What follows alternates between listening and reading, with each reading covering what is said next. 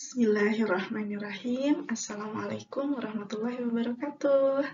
Halo anak-anakku, apa kabar semuanya? Semoga semuanya dalam keadaan sehat-sehat ya. Alhamdulillah, hari ini bertemu lagi dengan Ibu seperti biasa dalam pembelajaran pendidikan agama Islam. Materi kita hari ini masih mengenai surat An-Nas, hanya untuk submateri yang akan kita pelajari adalah mengenai pesan surah An-Nas. Baik, sebelum belajar kita mulai, seperti biasa, kita awali dulu dengan membaca doa sebelum belajar bersama. Kita baca ya. Bismillahirrahmanirrahim. Rabbi zidni ilman, warzuqni fahman, waj'alni minas sholihin.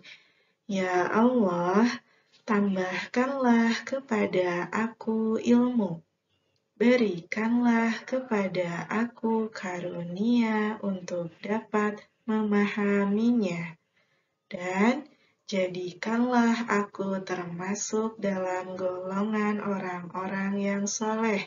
Amin. Baik anak-anakku, Ibu ingatkan sekali lagi supaya kalian tetap menjaga protokol kesehatan. Kalian harus rajin mencuci tangan, kemudian menggunakan masker, dan menjaga jarak, menghindari kerumunan ya. Semoga kita semua terus diberi kesehatan sehingga kita bisa melaksanakan pembelajaran kita setiap hari dengan baik. Semangat ya! Baik, sebelum kita masuk ke materi pesan surah An-Nas, Ibu akan mengulangi materi sebelumnya mengenai pelafalan surah An-Nas, kemudian kita nanti artikan sehingga nanti kita bisa bertahap mengetahui apa pesan yang terkandung dalam surat An-Nas ini. Kita baca dulu ya, Ibu bacakan dulu surah An-Nasnya. Kalian dengarkan baik-baik ya. A'udzu billahi minasy syaithanir rajim. Bismillahirrahmanirrahim. Qul a'udzu birabbin nas, malikin nas, ilahin nas, min syarril waswasil khannas, alladzi yuwaswisu fi sudurin nas, minal jinnati wan nas. Nah, Ibu ingatkan itu mengenai pelafalan surah An-Nas. Semoga kalian sudah hafal ya surah An-Nas semuanya. Kemudian kita perhatikan arti dari ayat per ayat surat An-Nas ini. Ayat yang pertama, Qul a'udzu birabbin nas. Katakanlah, aku berlindung kepada Tuhan yang memelihara dan menguasai manusia.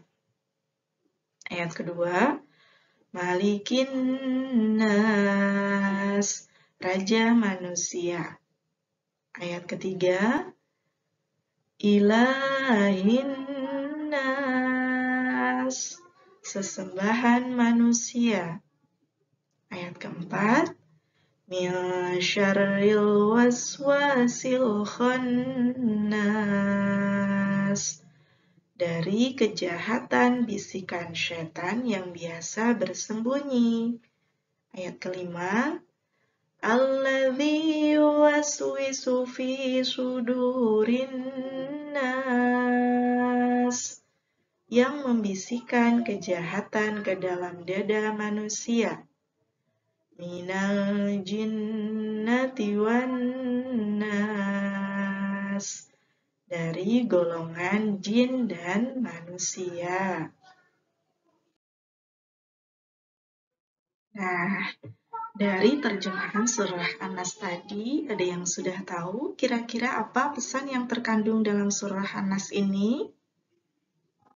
Perhatikan di ayat pertama. Qul a'udzu birabbin nas. Katakanlah saya berlindung kepada Tuhan manusia.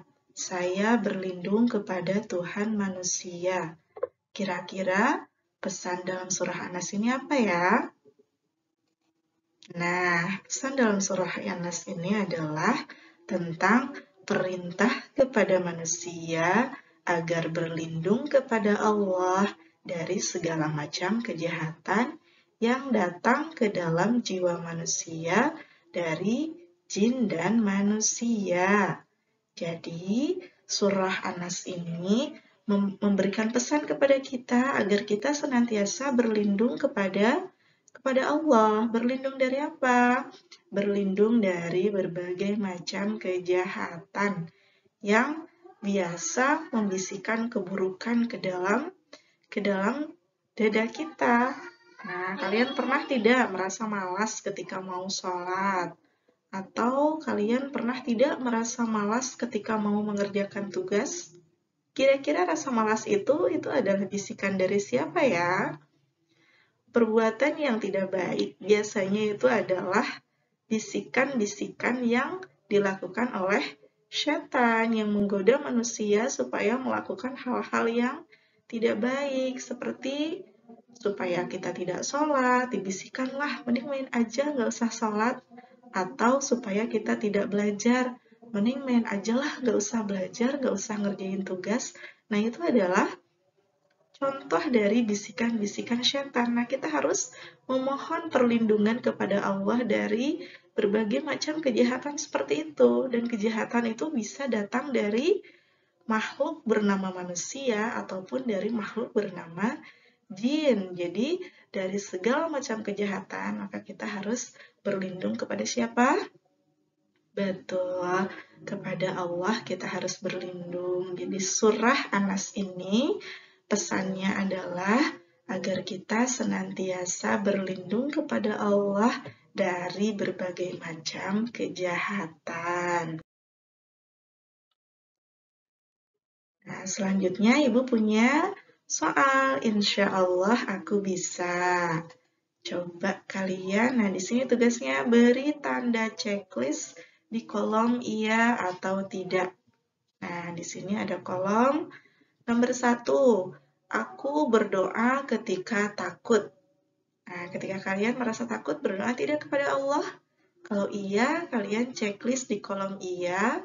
Kalau tidak, checklist di kolom tidak.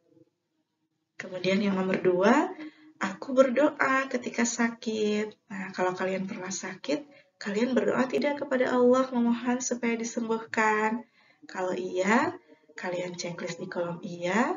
Kalau tidak, kalian checklist di kolom tidak. Selanjutnya, nomor 3, aku memohon hanya kepada Allah.